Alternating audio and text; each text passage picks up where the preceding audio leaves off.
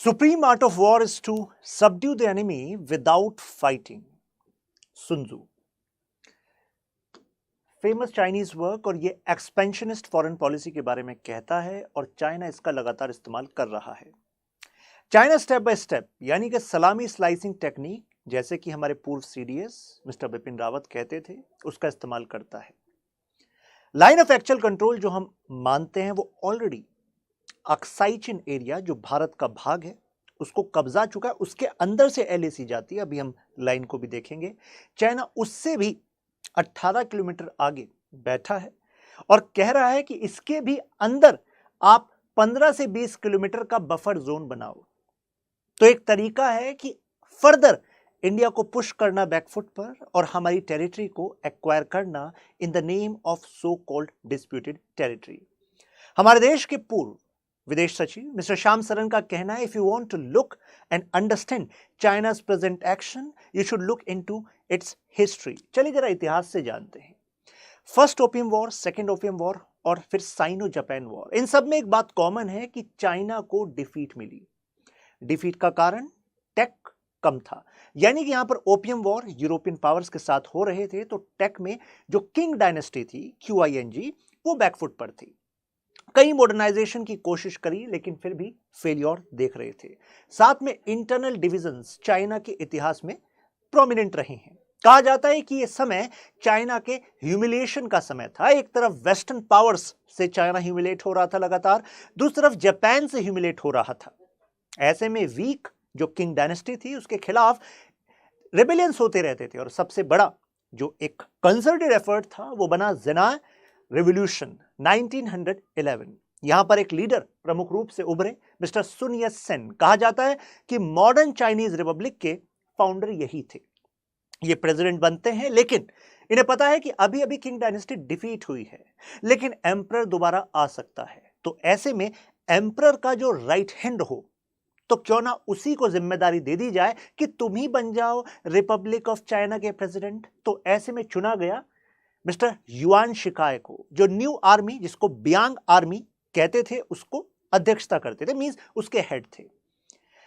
ये एक समय पर खुद किंग डायनेस्टी को बचाने की कोशिश कर रहे थे by bringing reforms, military reforms, bureaucratic reforms. तो उसके बाद जब इनको लगा कि अब इनका बचना नहीं है तो ऐसे में इन्होंने जो रिपब्लिक बनाना चाहते थे चाइना, रिपब्लिक का मतलब है कि जनता द्वारा चुना जाएगा कि कौन हेड ऑफ द स्टेट होगा, किंग का रूल जाएगा।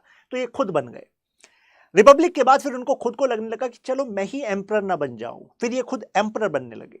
फिर ये वीक हो गए और वीक होने के बाद फिर दोबारा से डिक्लाइन हो गया चाइना का। तो एक तरीके से यहां से जो उम्मीद थी अब वो धूमिल हो चुकी थी।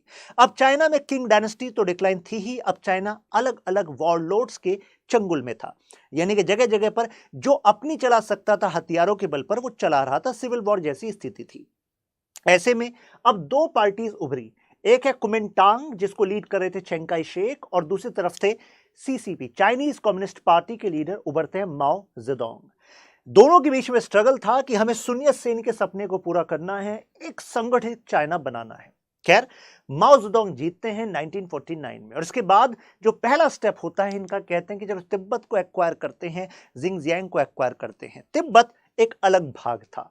जिंगजियांग जो ईस्ट तुर्कमेनिस्तान था वहां पर तो एक पार्टी अलग देश मानकर चल रही थी, वहां पर अपनी मूवमेंट चल रही थी। लेकिन चाइनीज कम्युनिस्ट पार्टी वहां पर भी एंटर करती है और तिब्बत पर भी एंटर करती है और दोनों पर हो जाता है कब्जा।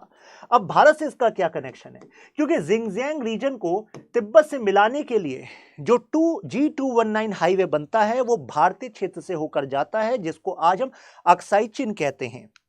तो यानी कि इन दोनों फार फ्लंग्ड रीजन्स में अनस्टेबिलिटी को कंट्रोल करने के लिए इनको ये रास्ता चाहिए था और उस रास्ते मतलब स्ट्रेटेजिक लोकेशन थी, राइट, अक्साई चिन। तो ऐसे में इसको कब्जाना चाइनीज कम्युनिस्ट पार्टी को स्ट्रेटेजिक लगा और इस वजह से इसको उन्होंने कब्जा लिया और तब से ये स्टेप बाय स्टेप आगे ही बढ़ते जा रहे हैं। अब रीसेंट अपडेट क्या है जरा। Recent China wants creation of buffer zone inside India claim line for Depsang disengagement। कह रहे हैं कि अगर देपसांग में डिसएंगेजमेंट चाहते हो कि हम भी पीछे चले जाएं, तुम भी पीछे चले जाओ, पेट्रोलिंग होती रहे ठीक तरीके से, तो यहां पर बफर जोन इंडिया के अंदर ही बना दो। मतलब क्या कमाल है। अब जिन लोकेशंस का मैं बार बार जिक्र करूंगा, इस मैप के थ्रू जरा समझ लेते हैं क्या कहां पर है। यह है दौलत ओल्डी बेग, डीबीओ कहते हैं, दौलती बेग ओल्डी सेक्टर। यहां पर एक फेमस एयर स्ट्रिप है, यहां पर एक रोड है जो इस एरिया का सबसे एडवांटेजियस पॉइंट कहा जाता है, इंडिया का अचीवमेंट कहा जाता है, क्योंकि यहां से हम सियाचिन में सप्लाईज भेज सकते हैं, यहां से हम देप्सांग प्लेन पर अपने आप को स्ट्रॉन्ग कर सकते हैं। देप्सांग प्लेन ये आज हमारा चर्चा का विषय है। नाम से पता लग रहा होगा, देप्सांग प्लेन प्लेन एरिया है। इन हिली एरियाज में, स्नोई एरियाज में अगर आपको प्लेन एक जगह मिल रही है तो स्ट्रेटेजिकली इंपॉर्टेंट कैसे हो जाती है।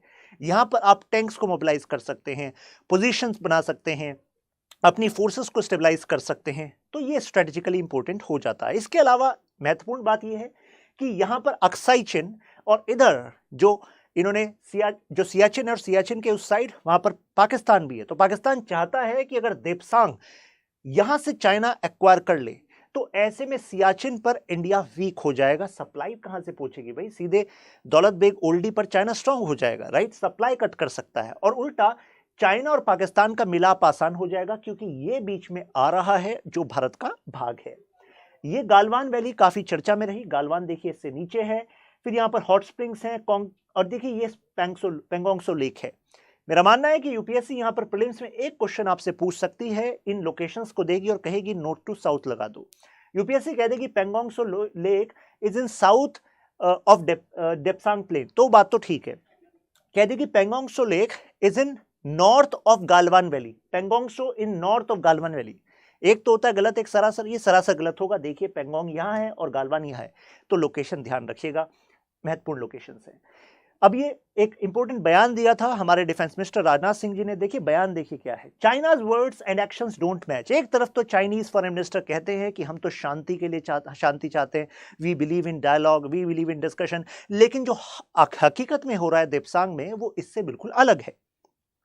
No one should have doubts about our determination to protect India's border। Rana Singh ने ये क्लियरली कह दिया कि देखो हम झुकने वाले हैं नहीं। पहले क्या होता था कि चाइना बॉर्डर पर इशू को एस्केलेट करता था जैसे ही हम वहां पर इंफ्रास्ट्रक्चर पे कुछ करते थे। इससे होता क्या था कि हम क्योंकि एक कोऑर्डिनेशन, डायलॉग, इसमें विश्वास रखने वाली सरकार या देश माने जाते थे, तो हम उस इंफ्रास्ट्रक्चर वर्क को कुछ टाइम के लिए होल्ड पर रख देते थे।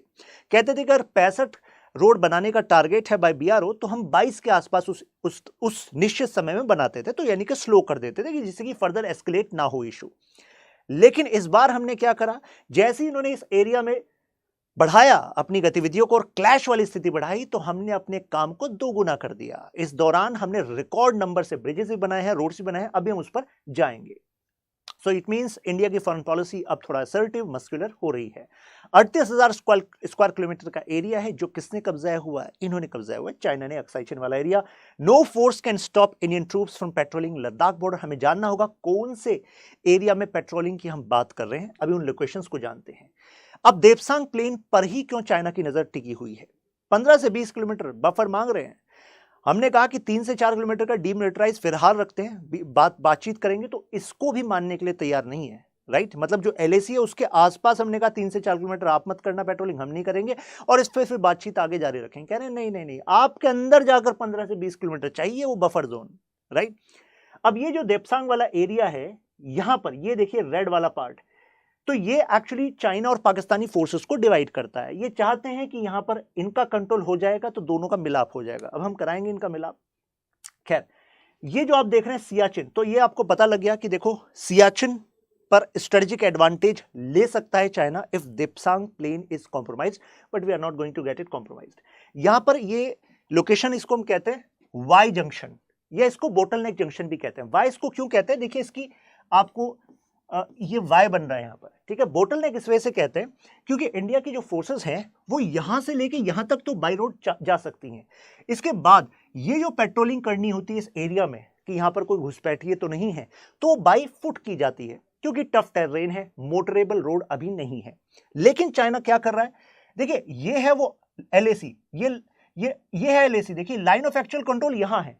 अब लाइन ऑफ एक्चुअल कंट्रोल यहां है, तो ये वाला पार्ट तो टेक्निकली भी, मतलब जो ये खुद कहते हैं चाइनीज, उस हिसाब से भी भाई यहां तो हम पेट्रोलिंग कर ही रहे हैं, इसको बाद में चेंज कराएं, लेकिन पहले इस वाले पार्ट को तो हम एज इट इज अभी भी सिक्योर मानते हैं, अभी भी सिक्योर कर सकते हैं, तो इस पर तो पेट्रोलिंग में उन्हें कोई दिक्कत नहीं होनी चाहिए। लेकिन चाइनीज ऐसा नहीं कर रहे।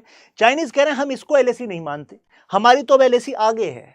हम कह रहे हैं ये कब से हुई, कह रहे हैं कि नहीं हमारी तो शुरू से ऐसी थी। तो that is Chinese way to extend, मतलब स्टेप बाय स्टेप आगे बढ़ते रहो। अब चाइनीज क्या कर रहे हैं, हमें इससे आगे जाने से रोक रहे हैं। मतलब देखिए ये एलएसी और यहां तक हम आ गए और इसके बाद आने से रोक रहे हैं। यहां पर चाइनी ने अपना भी एक बेस बनाया हुआ है। ये लोकेशंस है PP10, 11, बीच में 10A भी है, 11A, 12। ये कुछ पॉइंट्स हैं जो हमने लोकेट किए हुए हैं। यहां पर चाइनीज हमें रोक रहे हैं। यहां पर एक जो स्पेस है जहां जिसके थ्रू हम जाते हैं वो राखी नाला और यहां पर है जीवन नाला। दोनों जगह, एक जगह 15 किलोमीटर, एक जगह 25 किलोमीटर की रोड जो है वो चाइनीज ने बनाई हुई है, जिससे अपनी पेट्रोलिंग को वो ईज कर सके। अब वो हमें नहीं आने दे रहे, हम उन्हें नहीं आने दे रहे, यहां पर अटका हुआ है। अब देखिए ये रहा P10, P11, P12, ये वो लोकेशंस हैं, ये वाई जंक्शन है, ये वो बोटलनेक एरिया है। यहां पर हमारा ITBP का कैंप है। ये दौलती ओल्डी DBO जिसको हम कहते हैं, दौलत बेग ओल्डी, ये एयरबेस है। अब ये एरिया मुझे बताइए इस लोकेशन के लिए बहुत इंपॉर्टेंट है कि नहीं, क्योंकि ये लोकेशन काराकोरम जो पास है उस पर हमारी स्ट्रेंथ रखता है। ये लोकेशन फॉरवर्ड फुटिंग पर, मतलब एयर स्ट्रिप है, तो जाहिर सी बात है हमें लोगों को पहुंचाना हो, अपने हमें रसद को पहुंचाना हो, तो ये जरूरी है। और ये तभी सिक्योर रहेगा जब इस एरिया में देप्सांग प्लेन में इंडिया का ही कंट्रोल रहेगा, right. This you can see, right. और देखिए ये है चाइनीज पब्लिश बॉर्डर लाइन, जो आप ये वाला पार्ट देख रहे हैं, राइट, ये जो रेड में देख रहे हैं, लाइन ऑफ एक्चुअल कंट्रोल, जो इंडिया अभी कह रहा है कि ठीक है, जो 1962 के युद्ध के बाद जो बनी थी, मानी गई थी दोनों की, वो ये है। तो यानी कि 1962 में ये माना हमने, और चाइना कह रहा कि नहीं नहीं ये है। तो यानी कि 1962 से ये फासला देख लीजिए कितना बड़ा हो चुका है। अब यहां पर ये जो अब जो ये वाला पार्ट है, जो चाइना कहता है जी हमारा है लाइन ऑफ एक्चुअल कंट्रोल, इससे 1.5 किलोमीटर दूर पर हमारा भी एक बेस है। तो चाइना को लगता है कि यहां पर अगर कोई भी गतिविधि भारत करेगा, इंफ्रास्ट्रक्चर बनाएगा या फिर कोई कनेक्शन करेगा इस तरफ, तो ऐसे में वो कह रहे हैं कि हमारे स्ट्रेटेजिकली हमारे लिए नुकसानदायक है। चाइना का कहना है कि actually we are in this position of head on collision just because India is doing infrastructure activity in this area, जैसे कि वो खुद नहीं कर रहे हो हमारे एरिया में। ये है वो G219 जो एक्चुअली जिंगजियांग को तिब्बत से कनेक्ट करता है। मतलब ये तो वही माओ की जो स्ट्रेटेजी थी, यहां से लेकर जाने में। अब देखिए कहां से इन्होंने रोड निकाली थी और कहां तक ये आ गए हैं, ये देख रहे हैं आप। This is what they are doing. अब यहां पर हम समझ लेते हैं देप्सांग प्लेन के ईस्ट में क्या है और साउथ में क्या है, और इंडिया को कहां एडवांटेज है और चाइना को कहां पर है। ये जो देप्सांग प्लेन आप देख रहे हैं, यहां पर लिंगजी थंग, ये आपको दिख रही है, यहां पर ये हिल्स हैं, ठीक है। इसका जो ईस्टर्न रिज है, इस पर चाइना को एडवांटेज है, चाइना के जो फोर्सेस हैं वो यहां पर काबिज हैं। तो यानी कि देप्सांग के अगर हम ईस्ट में जाएं तो ऑलरेडी चाइना यहां पर एडवांटेजेस पोजीशन में बैठा है। हमें चाइना को यहां से फर्दर पुश करना पड़ेगा लिंगजी जेंग से। और साउथ में, यहां पर साउथ में ये मुर्गो है, यहां पर ससरला पास है। ससरला पास से एक्चुअली ये रोड कनेक्ट करती है, ससोमा ससरला पास। पास का मतलब होता है कि ये एक्चुअली एक दर्रा है, यानी कि दो हिल्स के बीच में उसमें एक गैप है, जिसके थ्रू हम इस लोकेशन को एक्चुअली जा सकते हैं। मतलब देप्सांग वाले प्लेन पर जाने का ये एक इंपॉर्टेंट जरिया है। आप खुद बताओ, आपको क्या लग रहा है? सब कुछ प्लेन है, खुला मैदान है, कहीं पर भी दौड़ लो, कहीं पर एरोप्लेन चला दो, कहीं पर भी टैंक चला दो, ऐसा नहीं है ना। यानी कि इस देप्सांग प्लेन को अगर आपको एक्सेस करना है, अपनी फोर्सेस को मोबिलाइज करना है, तो इस पहाड़ी इलाकों में कुछ जो लोकेशंस हैं ये और ज्यादा स्ट्रेटेजिक हो जाती हैं। तो अगर ससरला पास हमें एक्सेस दे रहा है यहां से देप्सांग का, जो कि लद्दाख के ईस्टर्न पार्ट को सिक्योर करने के लिए बहुत जरूरी है, तो चाइनीज अगर यहां पर इस एरिया को कंट्रोल कर लेते हैं, तो आपको ये लगता है देप्सांग को सिक्योर करने में जो हमारी स्ट्रेंथ है वो बैकफुट पर हो सकती है, राइट। तो ये है, साथ में इस वजह से भी इनको दिक्कत है कि यहां पर ये दो रोड निकलती हैं, तुर्तुक और त्यागलशी। ये कुछ एरियाज हैं जो गिलगित बल्तिस्तान का हमें रास्ता देते हैं। तो उन्हें लगता है कि गिलगित बल्तिस्तान में भी, जैसे फ्यूचर में POK अभी पाकिस्तान एडमिनिस्टर कर रहा है, तो फाइनल जैसे इंडिया का पार्ट है तो इंडिया के पास आएगा, तो we need these points, right, in case of war. अब ये है ससरला पास जिसकी मैंने बात कही, ये दौलत बेग ओल्डी के लिए भी इंपॉर्टेंट है, इसके लिए ये देप्सांग प्लेन के लिए भी इंपॉर्टेंट है, सियाचिन में सप्लाई के लिए भी इंपॉर्टेंट है, राइट। ये देखिए लेह, दरबुक, श्योक और ये मुर्गो, और ये देखिए फाइनल दौलत बेग ओल्डी। तो ये ट्रैक जो है ये हमें सिक्योर रखना ही होगा। अब इसके इमेज से आपको और ज्यादा क्लियर हो जाएगा। देखिए सारे तरफ आप देख रहे हैं पहाड़ियां हैं, राइट। बीच में ये जो आप एरिया देख रहे हैं, यहां पर आपको ये शॉक रिवर दिख रही है, यहां पर आपको ये प्लेन दिख रहा है। ये देखिए, ये यहां पर चाइनीज टेंट्स हैं, यहां पर इंडियन टेंट्स हैं, यहां से 25 किलोमीटर पर चिपचैप है जहां पर ऑलरेडी चाइना का यहां पर मैनेजमेंट रेजिमेंट है। तो यहां पर चाइनीज बैठे हैं, यहां पर चाइनीज बैठे हैं, यहां पर इंडिया है, और ये है दौलत बेग ओल्डी जिसके लिए हमें इस देप्सांग पर अपना कंट्रोल रखना ही होगा, राइट। ये वो राखी नाला वाला एरिया है जिससे हम फर्दर इस एरिया में अपनी पेट्रोलिंग की बात कर रहे थे। आप में से कुछ लोग सोच रहे होंगे यार ये घूम के क्यों आ रहे हैं पेट्रोलिंग करने, क्योंकि पेट्रोलिंग के लिए आपको रास्ता चाहिए, ट्रैक चाहिए। सो दो स्पेसेस आर हियर। अब आप सोच रहे होंगे कि ठीक है ये सिचुएशन तो समझ में आई, लेकिन इंडिया यहां पर क्या कर क्या रहा है। देखिए इंडिया की एक अलग से डेडिकेटेड ब्रिगेड है इस एरिया में जो मल्टी आर्म वहां पर रखती है, मतलब मल्टीपल काइंड ऑफ जो वॉरफेयर जो एलिमेंट्स हैं वो हमारे पास वहां पर हैं। फर्दर इसमें अभी आगे जानेंगे। मैंने कहा मल्टीपल वॉर एलिमेंट्स हैं, डेडिकेटेड हमारे पास ब्रिगेड है इस एरिया में, आर्म्ड पर्सनल कैरियर्स हमारे पास हैं अगर एक जगह से दूसरी जगह मोबिलाइज करना हो। T-90 जो टैंक्स हैं वो भी डेप्यूटेड हैं, और DSDBO ये जो रोड है ये क्रिटिकल है। अगर मैं आपसे कहूं ठीक है BRO is the organisation which is building these critical defence infrastructures for India. मैं पूछूं BRO कौन से मंत्रालय के अधीन आता है, क्या मंत्रालय, क्या वो रोड एंड ट्रांसपोर्ट है या फिर मिनिस्ट्री ऑफ डिफेंस है? कमेंट में मुझे जरूर बताइएगा। नाउ एक और हमारे पास इंपॉर्टेंट लोकेशन है, वो है जोजिला पास, यानी कि श्रीनगर से लेकर कारगिल से होते हुए लेह। तो लेह से क्योंकि फिर हमारा कनेक्शन दौलत ओल्डी बेग तक है, अभी आपको बताया था ससरला वाला एरिया, तो लेह तक कैसे पहुंचाएंगे, इसके थ्रू पहुंचाएंगे। तो ये वाला लोकेशन भी हमारे लिए इंपॉर्टेंट है, और ये भी फिर फाइनली दौलती बेग ओल्डी से कनेक्ट करेगा। जो गालवान वैली है, ये भी कहा जाता है कि शायद गालवान वैली पर जो चाइना ने इंकर्शंस किए वो शायद स्मोक स्क्रीन था। उसका असली टारगेट जो है देप्सांग प्लेन है, क्योंकि देप्सांग प्लेन से उसको ज्यादा एडवांटेज मिलेगी रेदर देन गालवान वैली। तो हमें वहां पर अपने आप को स्ट्रेंथन करते रहना पड़ेगा। मैंने आपको बताया कि जैसे ही चाइना ने ये किया, इससे पहले चाइना करता था जिससे कि हम इंफ्रास्ट्रक्चर एक्टिविटीज को रोक दें, क्योंकि इल्जाम तो यही लगाता है। लेकिन हमने और ज्यादा अपने एफर्ट्स को बढ़ा दिया है क्रिटिकल डिफेंस इंफ्रास्ट्रक्चर के लिए। हमने प्री फैब्रिकेटेड ट्रसेस यानी कि बने बनाए जो ट्रसेस हैं उसको यहां पर इंस्टॉल करके, जिससे कि हमारी जो स्पीड है of making these bridges so that हमारी आर्मी मोबिलाइज हो सके, तो ये हमने आसान कर दिया है। हमारा स्टीप राइज हुआ है कंस्ट्रक्शन में, और इस वजह से चाइनीज जो हैं वो इससे खासा परेशान है। हमें कंसिस्टेंट रिपीटेड एफर्ट करने होंगे क्योंकि ये एरिया स्ट्रेटेजिक है, ये बात तो आपको पता लग गई, राइट। इंफ्रास्ट्रक्चर हो या आर्म हो, ऐसे में चाइना चाहता है कि 1962 में जो उसने जीता है इस अक्साई चीन वाले एरिया को, इस एडवांटेज को वो खोए ना, क्योंकि फ्यूचर में चीजें चेंज हो सकती हैं। इसी के लिए उसने 1963 में ये इलीगल ट्रीटी करी पाकिस्तान के साथ, जिसके तहत ये शक्सगम वैली किसने ले ली, चाइना ले ली। पाकिस्तान चाहता था कि शायद हम तो संभाल ना पाए, चाइना साथ में आ जाएगा तो वाली बात होती है ना, डिस्प्यूटेड है तो किसी और जिसको आप ज्यादा ताकतवर समझते हो उसको यहाँ पर ले आओ, तो शायद दूसरे वाला अब जो है इतनी आसानी से उसको छीने ना। तो ये टेक्निक जो है वहां पर यूज कर रहे थे। ये फार साइटेड एक्चुअली स्ट्रेटेजिक मूव है, क्योंकि जिंगजियांग रीजन जो ईस्टर्न रीजन है वो चाइना के लिए प्रॉब्लम भी है। Problem in the sense Uyghur Muslims issue वहां पर है, प्लस डेवलपमेंट देखे तो वहां पर कम है। तो ऐसे में वो इसके थ्रू वो इंडियन ओशन में कनेक्टिविटी चाहता है, थ्रू पाक ऑक्यूपाइड कश्मीर, थ्रू अक्साई चिन। तो कहने का मतलब है अक्साई चिन में पेनिट्रेशन फॉर स्ट्रेटेजिक एडवांटेज, और जो पीओके वाला एरिया उसके थ्रू सीपैक। तो all of this comes under this vision to develop this eastern part and integrate it.